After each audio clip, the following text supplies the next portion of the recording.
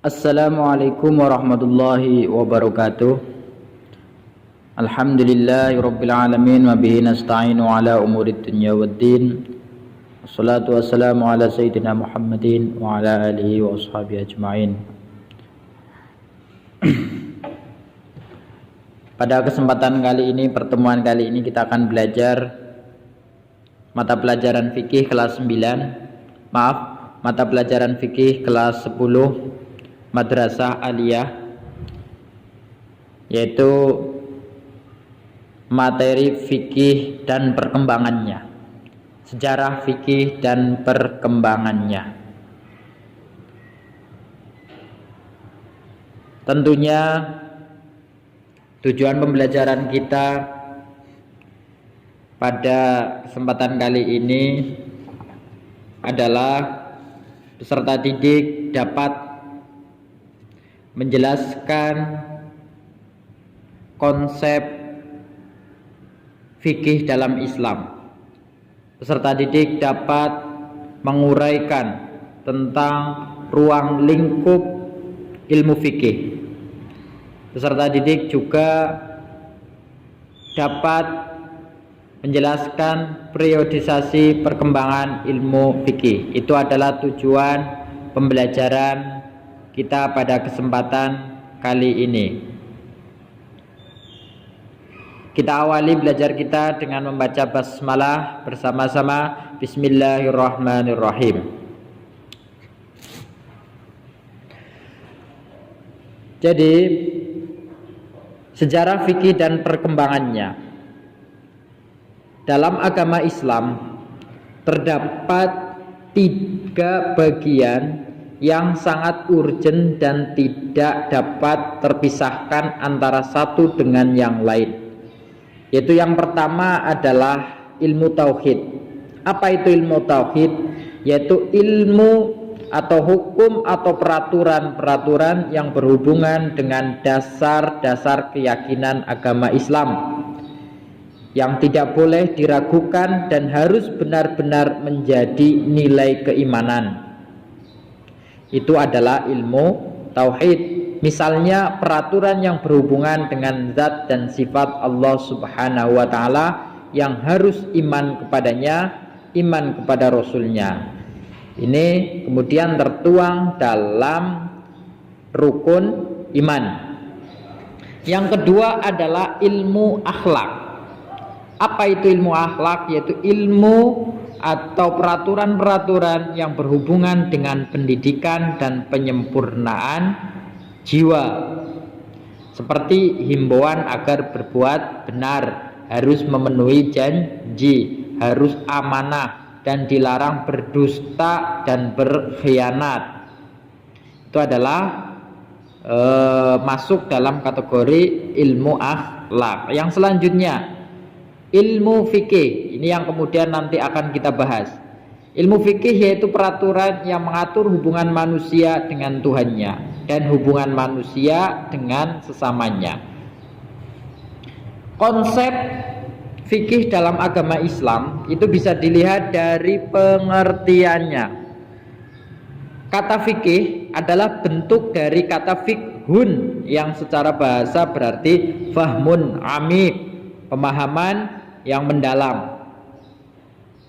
Ilmu fikih merupakan salah satu bidang keilmuan dalam syariah Islam yang secara khusus membahas persoalan hukum atau aturan yang terkait dengan berbagai aspek kehidupan manusia, baik menyangkut individu, masyarakat, maupun hubungan manusia dengan penciptanya.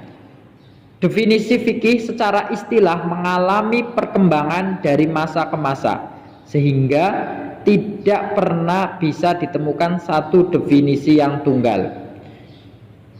Pada pertemuan kali ini, pada kesempatan kali ini, ilmu fikih secara istilah akan saya ambilkan dari pendapatnya Imam Abu Hanifah dan Imam Syafi'i. Menurut Imam Abu Hanifah, fikih adalah pengetahuan manusia tentang hak dan kewajibannya. Dengan demikian, fikih bisa dikatakan meliputi seluruh aspek kehidupan manusia dalam beragama Islam. yang bisa masuk pada wilayah akidah, syariah, ibadah, dan akhlak. Sementara fikih menurut Imam Syafi'i adalah ilmu atau pengetahuan mengenai hukum-hukum syariah yang berlandaskan kepada dalil-dalilnya yang terperinci. Dan masih banyak lagi para ulama usul fikih yang mendefinisikan tentang fikih. Salah satunya adalah menurut beberapa ulama usul fikih, ilmu fikih yaitu ilmu yang mempunyai tema pokok dengan kaidah dan prinsip tertentu. Definisi ini muncul dikarenakan kajian fikih yang dilakukan oleh fuqaha menggunakan metode-metode tertentu seperti qiyas, istihsan, istihzab, istislah, dan sadduz zari'ah. Nah, sementara ruang lingkup pembahasan dalam ilmu fikih itu meliputi masalah ubudiyah, yaitu hukum yang bertalian dengan hubungan manusia dengan Khaliknya, Allah Subhanahu wa ta'ala. Hukum-hukum itu bertalian dengan hukum-hukum ibadah.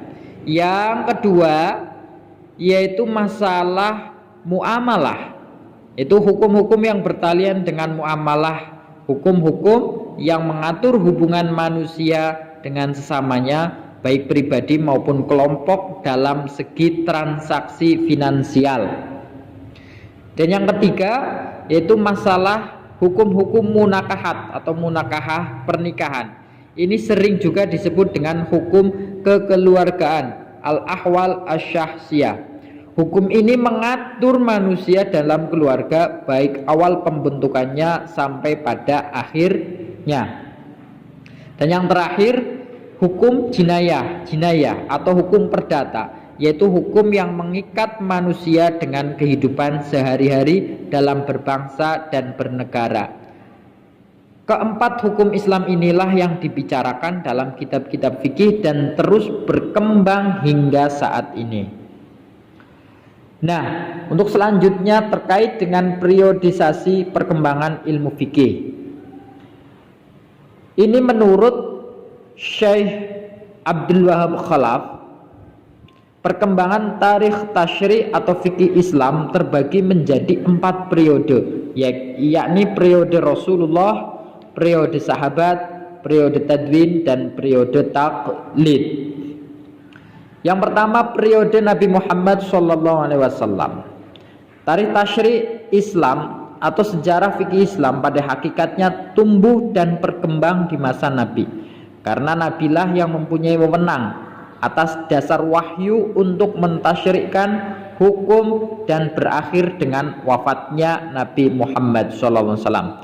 Pada masa Rasulullah adalah masa fikih Islam mulai tumbuh dan membentuk dirinya menjelma ke alam perwujudan. Sumber asasi yang ada pada masa ini ialah Al-Quran. Tentang sunnah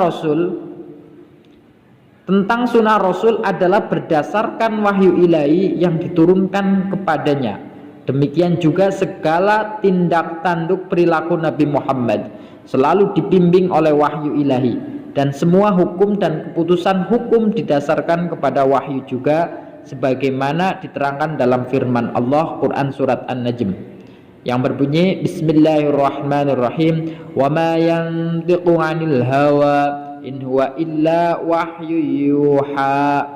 Artinya, dan tidaklah yang diucapkannya itu menurut keinginannya, tidak lain Al-Quran itu adalah wahyu yang diwahyukan kepadanya. An-Najm ayat 3-4. Pada periode ini walaupun usianya tidak panjang, namun telah meninggalkan dampak kuat dan kesan-kesan serta pengaruh yang signifikan bagi perkembangan hukum Islam. Periode Nabi Muhammad SAW ini terbagi kepada 2 periode yang masing-masing mempunyai corak tersendiri, yaitu periode Mekah dan periode Madinah. Pada periode Mekah, yaitu periode pertama dalam periode Nabi ialah periode Mekah, yakni Masa selama Nabi menetap dan berkedudukan di Mekah selama 12 tahun dan beberapa bulan, semenjak beliau diangkat menjadi Nabi hingga beliau hijrah ke Madinah. Dalam masa ini umat Islam masih sedikit dan masih lemah, belum dapat membentuk dirinya sebagai suatu umat yang mempunyai kedaulatan dan kekuasaan yang kuat. Nabi telah mencurahkan tauhid ke dalam jiwa masing-masing individu dalam masyarakat Arab, serta menjauhkan manusia dari menyembah berhala menuju penghambaan yang nyata. Di samping beliau menjaga diri dari aneka rupa gangguan bangsanya, pada masa ini belum banyak hal-hal yang mendorong Nabi SAW untuk mengadakan hukum atau undang-undang. Oleh karena itu tidak ada ayat-ayat hukum di dalam surat Makkiyah seperti surat Yunus, Ar-Ra'du, Yasin, Al-Furqan dan sebagainya. Kebanyakan ayat-ayat Makkiyah berisikan hal-hal yang orientasinya akidah, akhlak dan sejarah. Jadi pada masa periode ini, periode Mekah ini, orientasi fokus utamanya ada pada masalah akidah, akhlak dan sejarah. Belum banyak hal yang mendorong untuk mengadakan hukum atau undang-undang yang mengatur hubungan antara sesama. Tetapi lebih banyak dalam periode Mekah ini kebanyakan ayat-ayatnya yaitu yang orientasinya masalah akidah, akhlak dan sejarah. Sementara pada periode Madinah, periode kedua dalam periode Nabi ialah periode Madinah ini, yakni masa di mana Nabi telah berhijrah ke Madinah dan menetap di sana selama 10 tahun sampai beliau wafat. Dalam masa inilah umat Islam berkembang dengan pesatnya dan pengikutnya terus-menerus bertambah. Nabi mulai membentuk suatu masyarakat Islam yang berkedaulatan. Karena itu timbullah keperluan untuk membentuk syariat dan peraturan-peraturan bagi masyarakat guna mengatur hubungan antar anggota masyarakat satu dengan lainnya dan hubungan mereka dengan umat lainnya dalam tatanan kehidupan sehari-hari. Sehubungan dengan hal tersebut, maka disyariatkanlah hukum-hukum perkawinan, tolak, wasiat, jual beli, sewa, hutang piutang dan semua transaksi. Demikian juga yang berhubungan dengan pemeliharaan keamanan dalam masyarakat. Dengan adanya hukum kriminal dan lain sebagainya, karena itulah surat-surat Madaniyah seperti surat Al-Baqarah, Ali Imran, An-Nisa, Al-Maidah, Al-Anfal, At-Taubah, An-Nur dan sebagainya banyak mengandung ayat-ayat hukum di samping mengandung ayat-ayat akidah, akhlak dan sejarah dan lain-lain. Dengan demikian dapat disimpulkan bahwa selama periode Mekah hampir tidak didapatkan indikasi yang berarti, karena masa ini merupakan masa pembentukan pondasi ketauhidan Islam. Nah, selanjutnya periodisasi perkembangan ilmu fikih yaitu pada periode sahabat. Periode kedua ini berkembang pada masa wafatnya Nabi Muhammad SAW dan berakhir sejak Muawiyah bin Abi Sufyan menjabat sebagai khalifah pada tahun 41 Hijriah. Pada periode ini hiduplah sahabat-sahabat Nabi terkemuka yang mengibarkan bendera dakwah Islam. Pada periode ini juga wilayah Islam sudah semakin meluas, yang mengakibatkan adanya masalah-masalah baru yang timbul. Oleh karena itu tidaklah mengherankan apabila pada periode sahabat ini pada bidang hukum ditandai dengan penafsiran para sahabat dan ijtihadnya dalam kasus-kasus yang tidak ada nasnya. Di samping itu juga terjadi hal-hal yang tidak menguntungkan, yaitu perpecahan masyarakat Islam yang bertentangan secara tajam. Kemudian selanjutnya ada pada periode tadwin, yaitu periode pembukuan. Ini diawali pada Daulah Abbasiyah. Masa Abbasiyah ini disebut juga masa Mujahidin dan masa pembukuan fikih, karena pada masa ini terjadi pembukuan dan penyempurnaan fikih. Pada masa Abbasiyah inilah yang dimulai dari pertengahan abad kedua Hijriah sampai pertengahan abad keempat ini muncul usaha-usaha pembukuan al-hadis, asar sahabat, dan fatwa-fatwa tabi'in dalam bidang fikih, tafsir, usul fiqh, dan sebagainya.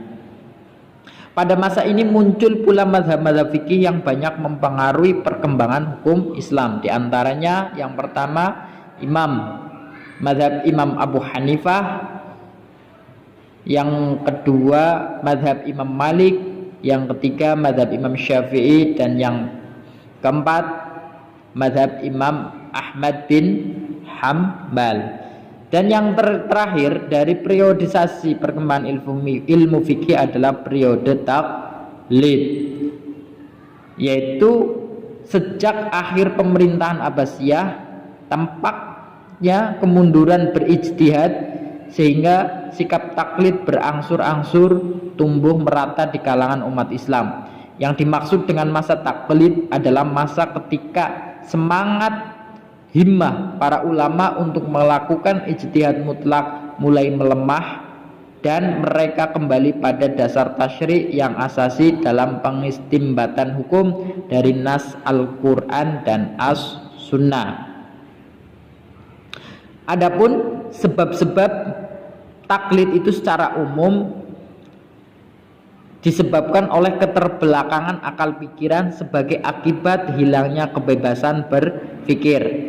Sikap taklid disebabkan pula oleh adanya para ulama saat itu yang kehilangan kepercayaan diri untuk berijtihad secara mandiri. Mereka menganggap para pendiri mazhab lebih cerdas ketimbang dirinya.